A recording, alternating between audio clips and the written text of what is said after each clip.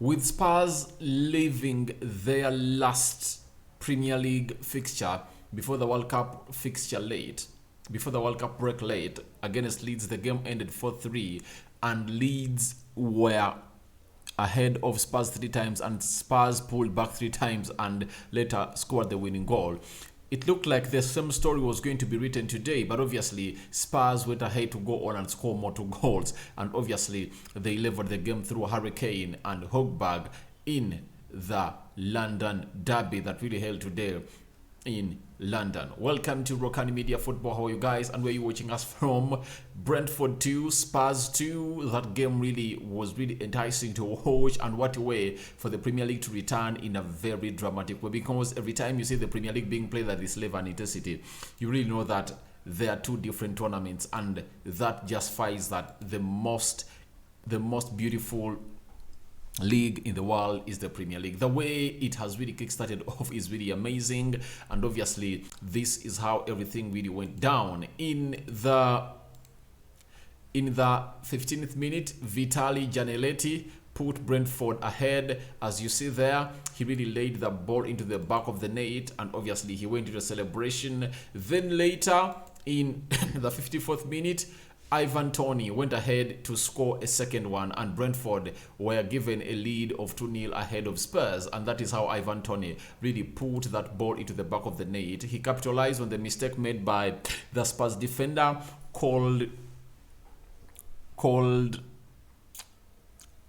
Dyer, and then the corner was brought in, and later he really scored that goal and later went to the celebration. Then Kane, a man that has gone ahead to really return from the World Cup after missing that penalty against France that would have leveled the game and forced it to extra time. He has gone ahead to pull one back. It was a lovely ball from Lenglet, and obviously Kane raised with a lot of neck power and headed that ball into the back of the net, and David Raya, the goalkeeper, was left helpless, and the ball went to the back of the net to pull one back for Spurs.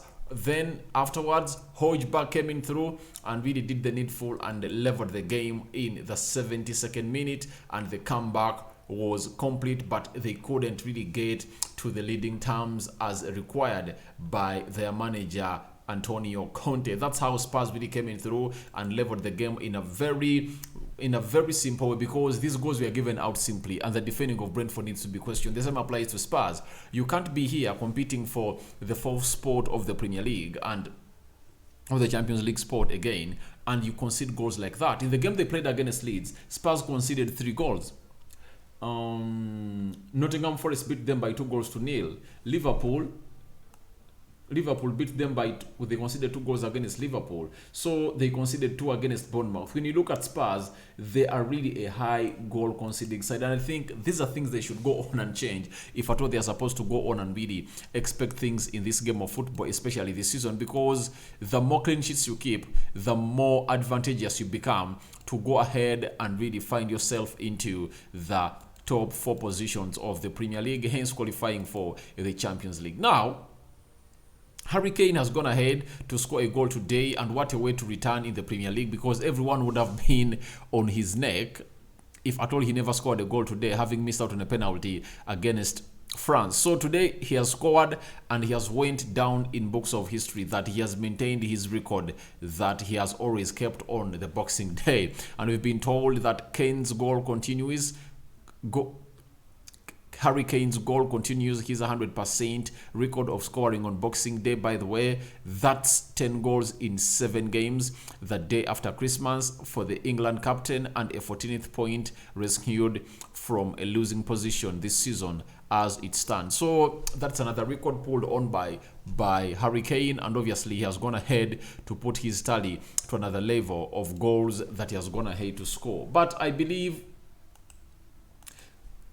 Antonio Conte has something and lots of things to do with his team, because you can't be a team of a stature of Spurs and you concede stupid like that. It's written nowhere that each and every time they'll score you fast or Spurs concedes fast, they'll come up and really get back. It failed against Manchester United, it failed against Liverpool, and that's what it all comes in with. if you accepting goals to come in stupid like that, you are not going to compete anywhere. Clean sheets win trophies, and obviously goals win matches. So you can win matches, but it will be hard for you to go on and win trophies if I told you are Spurs and behaving like that in the defensive. Because you can't tell me that in your previous 2 games you've conceded six goals when a team of Spurs that really wants to go on and compete for the Champions League places. And secondly, being coached by an Italian coach. You all know that Italian coaches are characterized by being defensive, known as the Catanaccio style, to see to it that they don't concede very many goals. But right now, at Spurs, it's the vice versa. So I think Antonio Conte has a lot of homework to do. But for Harry Kane, he has taken his study to 12 goals in the Premier League this season. And obviously, that is a very good output for him, meaning that he is trying to chase Haaland, who is having 17. Haaland is having 17 Premier League goals, meaning that he has scored 5 more goals than Harry Kane, and maybe the Golden Boot might really find itself in the battle of Haaland and Harry Kane. But when we look at the substitutes that the manager of Spurs really made, I think they came up and really did the needful. But my worry for Spurs is that man that they bought from Brighton. Everyone was really yelling and talking about Yefis Bissouma as to how he's going to be the next big thing. And I believe the problem is the choice of transfer that he made. You see, players like Yefis Bissouma do work well in teams that don't have pragmatic managers. But Antonio Conte shows you that he sits behind and hits the team on the break. That's his style. It's his style. And I don't know when he's going to initiate another style of football at this Spurs side, because it is really tiresome and it really isolates certain players. And you saw Yefis Bissouma today out of space. I never recognized him on the field of play. And maybe the manager really thought that I should throw him in to go on and really help the team known as Spurs. But obviously, he had nothing to do in that game of football. I believe that's why Bentancur is really prioritized by the manager to play in that position. But Spurs have now drawn that game of football, meaning that they've played 2 more games ahead of Manchester United, meaning that they are now at 30 points. And if at all United wins its 2 games they have, if it's 2 games they've not yet played, they are going to be 2 points ahead of Spurs. And that's how you slip off the top 4. You give away goals cheaply like that to go ahead and give away a 2-goal lead, then you come back, use a lot of energy. That won't happen in every game, and obviously today they've lost 2 points. They were lucky for the game of Leeds. They lost 1 point. What made that happen is because they are playing at home. The home support rallied behind them, and obviously they made it happen for a side called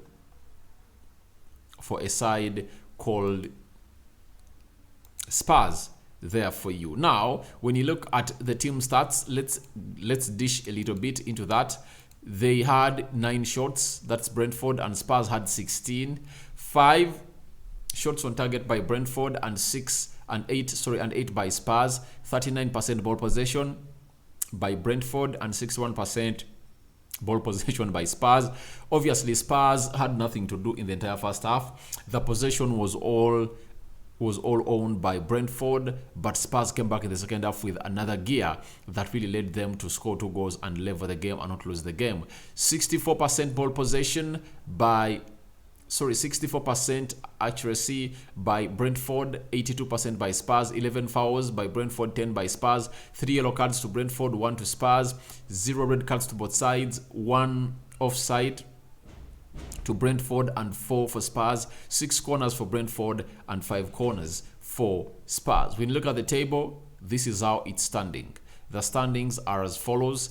Arsenal on top of the Premier League table, 14 games played with 37 points. Man City, 32 points, 14 games played. Newcastle have played 15, meaning that they played a game more than Arsenal and Man City, having 30. And Spurs have also equaled 30 after playing the 16th game of the season. So let's wait and see what is going to be happening in this entire fixture, because it looks like Spurs have really shown that the World Cup affected them a lot, and in a negative way, because their players never really looked sharp. Even those players you expected to see really up and running, never did they look sharp. But for Brentford, Mbeumo was really on fire. Toney was on fire. and very many other players that really played for this team. So your reactions are welcome in the comment section below. Brentford has drawn with Spurs 2-2 draw in London. I'm out for now. See you later. May the Lord bless you abundantly.